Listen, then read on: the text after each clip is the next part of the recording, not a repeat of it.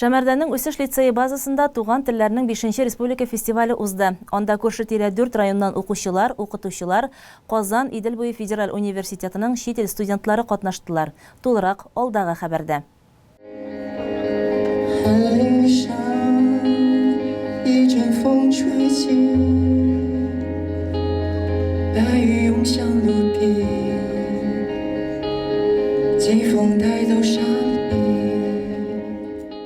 Сөйләшсәк тә төрле телләрдә без җырлыйбыз дуслык телендә. Сәхнә түреннән Кытай телендә сәлам биреп җырлаучы егет Саба җирендә оештырылган фестивальнең мәртәбәле кунагы. Дөньяның төрле кыйтгаларыннан җыелып, Казан Идел буе федераль университетында белем алучы студентларны Саба җире очраштырды. Шәмәрдәнең үсеш лицейы базасы туган телләрнең 5-нче республика фестивален уздыру мәйданы итеп сайлап алына. Без инде 5-нче мәртәбә әлеге мәктәп базасында бик үзенчәлекле һәм якалса бик кирәкле чара уздырабыз. Рәис Галиевич, сезгә, сезнең командагызга зур рәхмәтебезне җиткерәбез. Чөнки ел сайын шушындый зал тутырып, без балалар белән очрашабыз һәм чараны матур итеп үткәрәбез.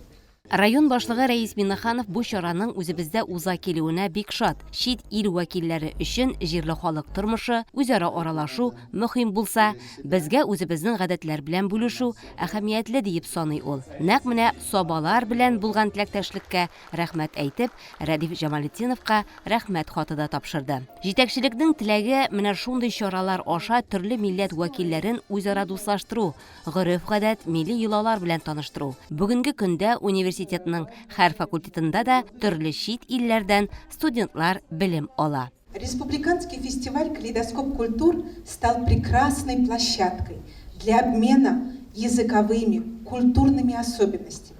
Сегодня в этом гимназии, в этом лицее присутствуют студенты, магистранты и аспиранты разных стран, разных культур.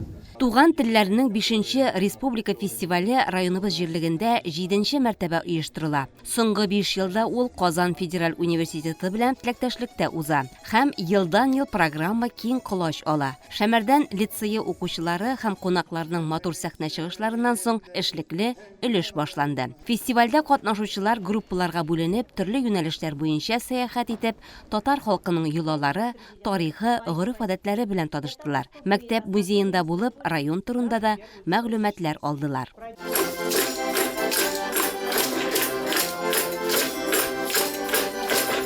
Татар халкының уен коралларын кулларына алып, безнең көйләргә кушылган кунаклар һич кенә дә сер бирмәделәр.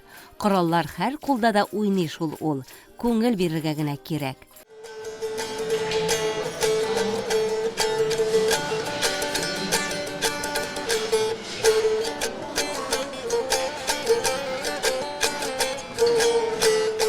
Марал Тайлыева Түркменстаннан, аның кулында кыллы милли уен кораллары дутар. Саба җирендә ул 2нче тапкыр. Биредәге дустана очрашу аны кабат тартып кайтарган. Все интересно было, мне понравилось. Ә монысы кулинарлык буенча мастер-класс. Биредә бүген милли чәй ризыгыбыз кош телен әзерләргә өйрәттеләр. Камырны җәеп, аңа форма биреп, майда кыздыруның һәр этабын үтәргә дә мөмкинлекләр тудырылган. Шуңа үз кулы белән әзерләп, иң тәмле сыйдан авыз итәргә теләүчеләр күп булды. Гарәп илләреннән булган студентлар Ибрахим Хөсәйн белән Хәсән Фәтхига кош теле аеруча ошады. Ну, знакомо, но я просто первый раз для меня где буду пробовать. Я, честно, раньше не кушал, я не знаю. Сейчас попробую, я сам это приготовил сегодня, кстати. Вкусно, да? Да. Да, вкусно. Узнаем сейчас ингредиенты у повара и будем себе дома готовим. Кош телен татар кызларына әзерләү әлбәттә күпкә җиңел. Казаннан Рәмилә дә аны бик тиз генә өлгертте. Үзебез өйдә әзерләгән бар иде. Хәзер дә бик шат идем әзерләргә. Башта камырын ясадык.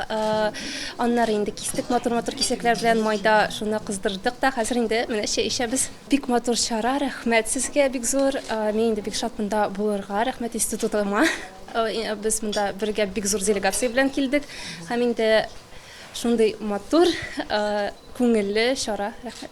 Лицейның һәр почмагында, кабинетында бик үзенчәлекле күргәзмә мәйданчыклар эшләде бу көнне. Мастер-классларда төрле милләтләрнең йолалары белән танышырга, аларның кул эшләрендә катнашу мөмкинлеге тудырылды. Әбием ядкәре дип исемләнгән дәресне лицейның татар телчеләре бик үзенчәлекле итеп оештырды. Без бүген үзебезнең кунакларыбызга мастер-класс тәкъдим иттек.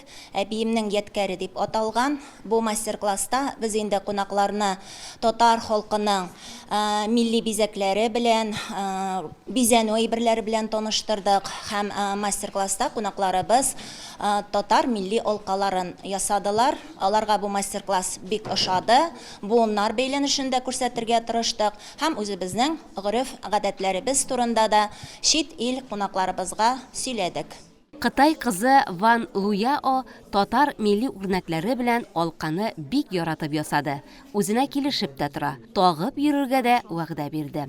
За это время я изучила, конечно, немного, но постараюсь еще дальше учиться.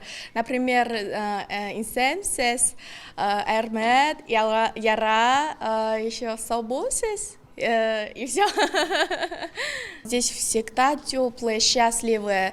Дети всегда какие-то счастливые дети. У меня такое ощущение, так хорошо. Я еще хочу в следующем году еще приехать к вам в гости. Украшение немножко получилось. Но талант точно чуть-чуть есть у меня. Шит ил студентлары фестиваль кысаларында үзләре дә укучылар өчен тел үзенчәлекләрен исәпкә алган мастер-класслар үткәрделәр. Аерым алганда төрекмән, төрек, Кытай, япон, гарәп, татар телләре буенча үзенчәлекле чыгышлар булды. Соңыннан кунаклар үзләре дә биредә катнашучыларны университетның ачык ишекләр көненә чакырып калдылар. Уку йортында бу чаралар февраль аеннан башлап июльгә кадәр дәвам итә.